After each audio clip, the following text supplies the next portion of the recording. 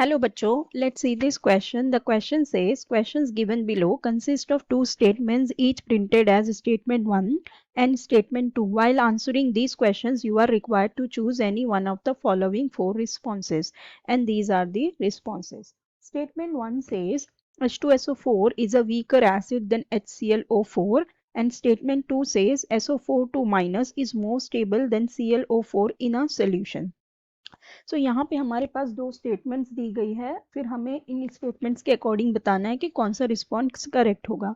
So statement 1 की बात करते हैं तो स्टेटमेंट 1 में ये कहा गया है कि जो H2SO4 है ये वीकर एसिड है देन HClO4। ठीक है, सो देखो अगर हम H2SO4 को देखें, अगर हम ये कह रहे हैं कि ये वीकर एसिड है, तो अगर हम H2SO4 को देखें तो ये क्या करती है, ये जब एसिड का काम करेगी तो ये क्या करेगी, 2H+ को डोनेट करेगी। ठीक है, ये कह लो कि इन एक्वस सोल्यूशन ये क्या करेगी, 2H+ को डोनेट करेगी और SO4 2- आयन को प्रोड्यूस करेगी। ठीक है, अगर हम बात करें HClO4 की, सॉरी HCl4 की, तो ये क्या करेगा, ये एक H+ को डोनेट करेगा और यहाँ पे बनाएगा ClO4-।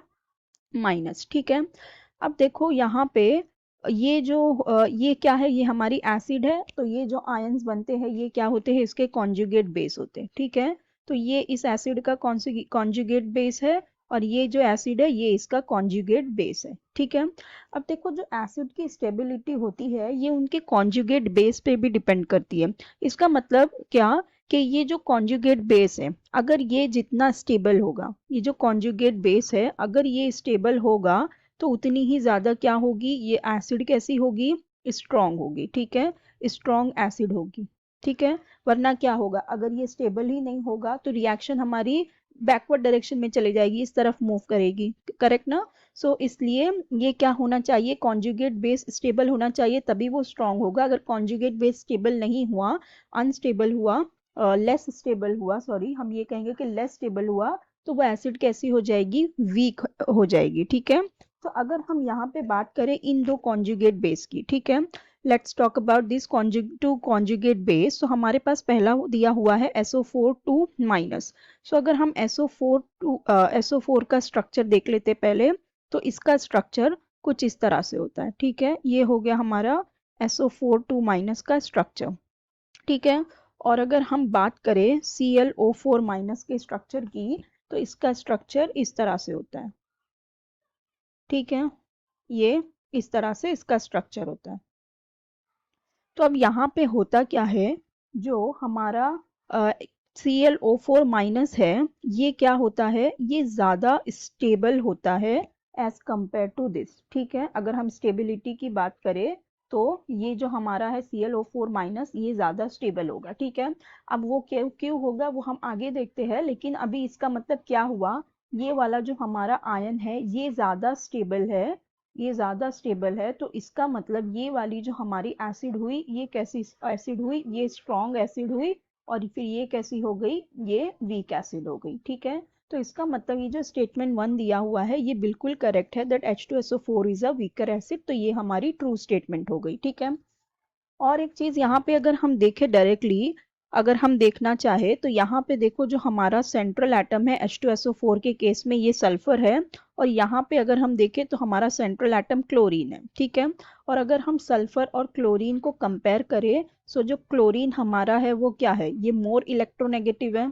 ठीक है, ये मोर इलेक्ट्रोनेगेटिव है, ये लेस इलेक्ट्रोनेगेटिव है। तो अब जो हमारे पास यहाँ पे जो OH इसके साथ बाइंड होंगे, ठीक है, इसके साथ OH बाइंड होगा ना, अगर हम H2SO4 का स्ट्रक्चर देखें तो H2SO4 में हमारे पास क्या रहेगा, एक ऐसा OH रहेगा। ठीक है, एक OH यहाँ पे इस तरह से रहेगा, और यहाँ पे क्या रहेंगे, हमारे पास ऑक्सीजन होंगे, और यहाँ पे एक और OH बॉन्ड आ जाएगा। ठीक है, दो OH बॉन्ड आ जाएंगे और दो ऑक्सीजन आ जाएगा, इस तरह से स्ट्रक्चर होगा।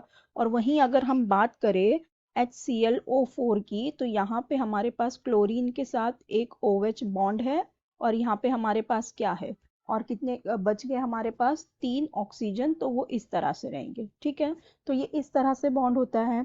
सो अब देखो यहाँ पे मतलब 2 OH बॉन्ड है, यहाँ पे एक OH बॉन्ड है। अब हम ये कह रहे हैं कि जो क्लोरीन हमारा है वो ज्यादा इलेक्ट्रोनेगेटिव है। ठीक है, क्लोरीन ज़्यादा इलेक्ट्रोनेगेटिव है तो वो क्या करेगा, वो जो है इलेक्ट्रॉन को अपनी तरफ खींचेगा, ठीक है। ये OH से इलेक्ट्रॉन को अपनी तरफ खींचने की कोशिश करेगा।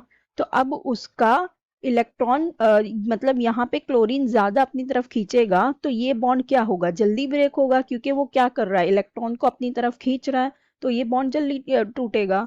और जब अगर हम सल्फर की बात करें तो सल्फर कैसा है, लेस इलेक्ट्रोनेगेटिव है। तो ये क्या करेगा, ये इतना इलेक्ट्रॉन को अपनी तरफ खींच नहीं पाएगा। तो यहाँ पे क्या होगा, ये बॉन्ड जल्दी ब्रेक नहीं होगा। सो इसलिए ये जल्दी बॉन्ड ब्रेक होगा तो ये इजीली H+ को डोनेट करेगा, ठीक है। ये इजीली H+ को डोनेट करेगा और हमें पता है जो H+ आयन को इजीली डोनेट करता है वो क्या होता है, वही तो हमारा स्ट्रॉन्ग एसिड होता है ना। सो इसलिए भी ये जो हमारा ClO4- है ये मोर स्ट्रॉन्गर एसिड होगा as compare to this H2SO4, ठीक है। तो देखो हमारे सेकंड स्टेटमेंट में कहा गया है that SO4 is more stable then ClO4 in solution. तो ये स्टेटमेंट हमारी रॉन्ग हो जाएगी, फॉल्स हो जाएगी, क्योंकि देखो हमने जैसे यहाँ पे देखा जो हमारा ClO4- है ये क्या होता है, ज्यादा स्टेबल होता है एज कंपेयर टू दिस। अब ऐसा होता क्यों है, क्योंकि जो ClO4- है इसकी रेजोनेटिंग एनर्जी क्या होती है, ज्यादा होती है, ठीक है। इसकी रेजोनेटिंग एनर्जी ज्यादा होती है और जब रेजोनेटिंग एनर्जी ज्यादा होगी तो उसकी क्या होगी, उस आयन की स्टेबिलिटी भी ज्यादा होगी। तो सिंस ClO4- की स्टेबिलिटी ज्यादा होती है as compare to this SO4 तो ये क्या हो जाता है, ज्यादा स्टेबल हो जाता है। सो यहाँ पे दिया हुआ है कि SO4 is more stable then ClO4। तो ये स्टेटमेंट रॉन्ग हो जाएगी क्योंकि ज्यादा स्टेबल हमारा ClO4 होता है, ठीक है। तो इसका मतलब अगर हम रिस्पॉन्स देखें तो हमारा कौन सा रिस्पॉन्स करेक्ट हो जाएगा, that statement 1 is true but statement 2 is false. तो हमारा करेक्ट ऑप्शन हो जाएगा option C। So I hope you understood it well. Best of luck, thank you.